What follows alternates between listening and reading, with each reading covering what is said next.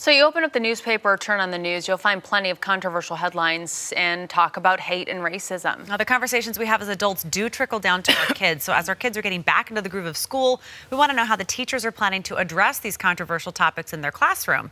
Alexander Lewis is here with more. Good morning. Yeah, we thought what better way to dig into this topic than to talk to a good friend of ours here at Q13 News, one of Washington's most decorated and outspoken teachers. So right before school began, we picked the brain of Tacoma's 2016 Washington State Teacher of the Year, Nate Bowling, and here's how the Lincoln High School teacher says that he plans to discuss topics like Charlottesville, DACA, and the Trump administration in his classroom this year.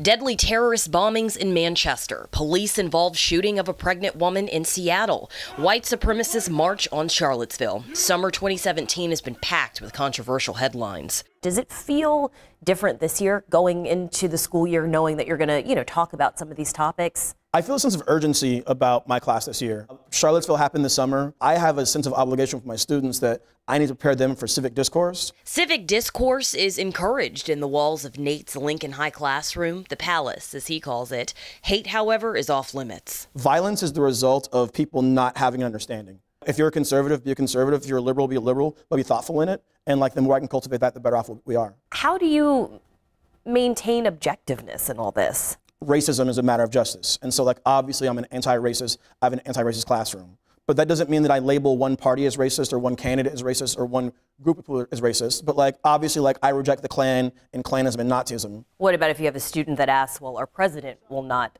unequivocally reject the Klan? That's the president's choice.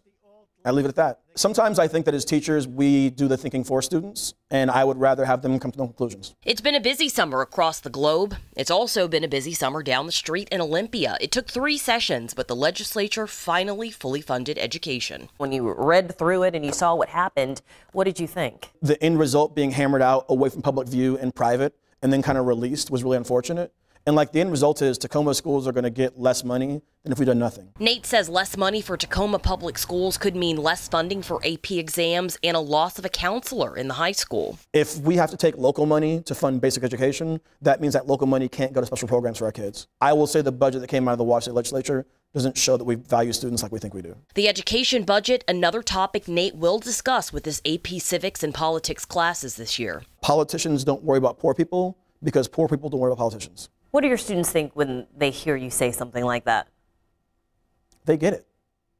We live in a neighborhood on the east side of Tacoma that when budget cuts come is going to get impacted first. They lost the library, they lost the boys club. Nate keeps it real in the palace, and his students are encouraged to as well, because answers along with understanding is not always black and white. As long as somebody isn't espousing hate in my classroom, they're free to think what they want. Do you think all teachers feel that way? I don't know. They should.